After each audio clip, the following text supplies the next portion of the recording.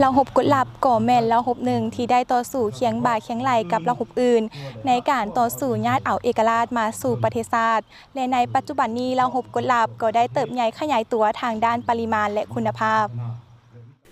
พิธีเฉลิมฉลองวันสั่งตั้งเราหบกฎลับครบรอบ70 ปี 12 เมษายน 1955 52 เมษายน 2025ได้จัดขึ้นในวันที่ 30 เมษายน 2025 นี้โดยการเป็นประธานของสหายพลตรีใส่ใจกรมสิทธิ์รองรัฐมนตรีกระทรวงป้องกันประเทศหัวหน้ากรมใหญ่เสนาธิการกองทัพ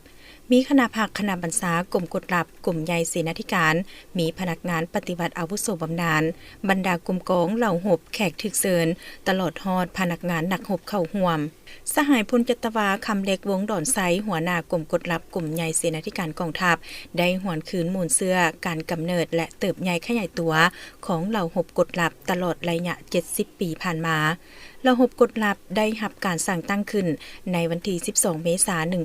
1955 อยู่เขตที่มันของการปฏิวัติเมืองเวียงไซแขวงหัวพันนับแต่เมื่อได้รับการสั่งตั้งขึ้นเหล่าหบกฎลับได้มีที่ตั้งพละบทบาทอันสำคัญพิเศษเคลื่อนไหวปิดลับมิดเงียบและเป็นเสนาธิการในการรักษาความลับให้แก่ทุกการเคลื่อนไหวของการนำสูงสุดพรรครัฐและกองบัญชาการทหารสูงสุดด้วยการนำใช้เทคนิครหัสกฎลับตีแปลคำสั่งต่างๆของขันเถิงที่ส่งผ่านพาหนะสื่อสารไปให้คณะพักคณะบัญชาเขตแขวงและกรมกองทหารในทั่วประเทศเพื่อซี้นำบัญชากรมกองเคลื่อนไหวสู่หบตีศัตรูมีความหับประกันปิดลับเด็ดขาดจริงใจครบถ้วนว่องไวทันเวลาในถูกสภาวะการสามารถสกัดกั้นและตบต้านกลอุบายสืบข่าวเจาะรหัสของศัตรูเฮ็ดให้ศัตรูตกเข้าในท่าบังเอิญส่วนฝ่ายเฮาสามารถรักษาท่าเป็นเจ้าการหลีกเว้นการสูญเสียที่บ่สามารถคาดเดาได้ในภารกิจต่อสู้ปลดปล่อยชาติกำลังของเหล่าหบกฎลับได้ปฏิบัติหน้าที่ของตนอย่างองอาจกล้าหาญเคลื่อนไหวอย่างปิดลับมิดเงียบรับประกันปิดลับบรรดาเอกสารที่เป็นมติคำสั่งซี้นำบัญชาการสู่หบและเข้าร่วมบั้นหบบั้นตีทั้งใหญ่และน้อยสร้างผลงานวีรกรรมอันพ้นเด่นซึ่งกลายเป็นแบบอย่างและมูลเสื้ออันดีงามให้แก่พนักงานนักหบเหล่าหบกฎลับหุ้นสืบทอดประกอบส่วนญาติเอาไซสนะในภารกิจปลดปล่อยประเทศชาติอย่างสมบูรณ์ภายหลังประเทศชาติได้รับการปลดปล่อยเหล่าหบกฎลับได้สืบต่อเสริมขยายบทบาทและมูลเสื้ออันดีงามของตนประกอบส่วนเข้าในภารกิจปกปักรักษาและสร้างสาพัฒนาประเทศชาติเว้ารวมเว้าเฉพาะเวียกงานป้องกันชาติป้องกันความสงบเป็นต้นประกอบส่วนรับใช้บรรหบปกปักรักษาชายแดนทางทิศตะวันตกทั้งบนสนามรบต่อสู้ทางการทหารและสนามรบการต่อสู้ทางด้านการต่างประเทศเข้าร่วมการเคลื่อนไหวกวาดล้างพวกปุ้นและกลุ่มคนบ่ดีปกปักรักษาเขตน้ำแดนดินและหมากผลของการปฏิวัติไว้ให้มั่นคงย้อนความจงรักภักดีน้ำใจเสียสละอันสุขทรงต่ออุดมการณ์ปฏิวัติของพรรคบวกกับบรรดาผลงานการประกอบส่วนของพนักงานนักรบทั่วเหล่าหบกฎลับ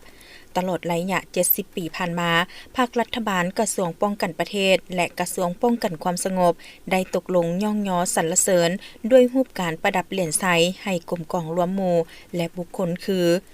บุคคลได้รับนามยศเป็นวีรชนแห่งชาติ1สหายได้รับนามยศเป็นนักรบแข่งขัน8สหายกรมกฎลับได้รับเหรียญไซอิสระชั้น2จำนวน7หน่วยเหรียญไซแห่งงานชั้น2จำนวน3หน่วยและได้รับเหรียญไซพิลาอาหารชั้น2จำนวน3หน่วยนอกจากนี้บรรดากรมกองเหล่าหบและพนักงานนักหบวิชาเฉพาะกฎลับหลายสหายก็ได้รับการย่องยอหลายระดับโอกาสนี้สหายพลตรีใส่ใจกรมสิทธิ์ได้เรียกร้องให้คณะพักคณะบัญชาแต่ละขั้นตลอดฮอดพนักงานนักหบในทั่วเหล่าหบกฎลับจงสืบต่อเสริมขยายมูลเสื้ออันดีงามของกรมกองเข้าสู่พฤติกรรมตัวจริงออกแรงปรับปรุงก่อสร้างกำลังให้หนักแน่นเข้มแข็งในทุกด้านตามทิศก่อสร้างกองทัพปฏิบัติมีแบบแผนและทันสมัยยกระดับความรู้ความสามารถนำพาบัญชาในการเกี่ยมพร้อมสู่หบก้าวสู่ระดับสูงรักษาแน่นความปิดลับความปลอดภัยข้อมูลข่าวสารในทุกสภาพการบ่ให้เกิดช่องว่างขาดความปลอดภัยในเวียกงานรักษาความลับอย่างเด็ดขาดนำใช้วิทยาศาสตร์เทคโนโลยีที่มีความเข้มแข็งทันสมัยวัตถุอุปกรณ์กฎลับต้องหันเป็นทันสมัยและยกสูงความสามารถในการนำใช้เทคนิคกฎลับสืบต่อก่อสร้างทันแถวพนักงานนำพาพนักงานวิชาการกฎลับ ให้มีคุณทาสการเมืองหนักแน่นเก่งทางด้านวิชาการมีไหวพริบในวิชาเฉพาะกฎลับและไอทีประกอบส่วนเข้าในภารกิจปกปักรักษาอธิปไตยถึงเครือข่ายแห่งชาติอย่างเด็ดขาดในพิธียังได้รับชมการแสดงกองกำลังสวนสนามของบรรดากรมกองเหล่าหบและเยี่ยมชมการวางแสดงอุปกรณ์เทคนิคของเหล่าหบกฎลับตื่มอีกในท่ามกลางบรรยากาศที่ทั่วภาครัฐกำลังประกอบอาวุธและประสุนบรรดาเผ่าพ่วมออกแข่งขันประสานผลงานเพื่อการรับจอดวันบุญสำคัญต่างๆของศาสตร์ของพรรคของกองทัพในโอกาสนี้ก็พอดีเป็นวาระโอกาสที่เราหลบกุหลาบของเฮาได้เฉลิมฉลองบ้านสร้างต่างเราหลบกุหลาบครบรอบ70 ปี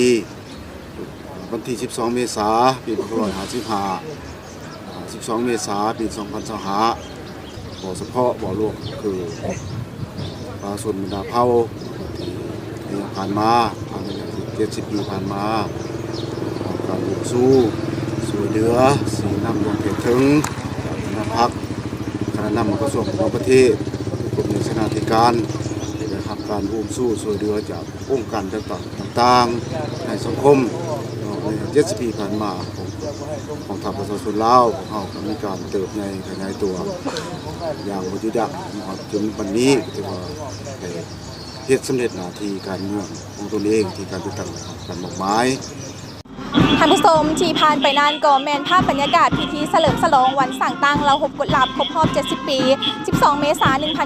1955 52 เมษายน 2025และย้อนได้รับการซี่นำพาอย่างใกล้ชิดติดแท้จากคณะพักคณะบรรษาจึงเหตุให้เราหบกฎลับเติบใหญ่เข้มแข็งเป็นเก่าๆทีมงานข่าวภาคสนามถ่ายภาพจันทร์สุดารายงานจากโรงเรียนกฎลับ307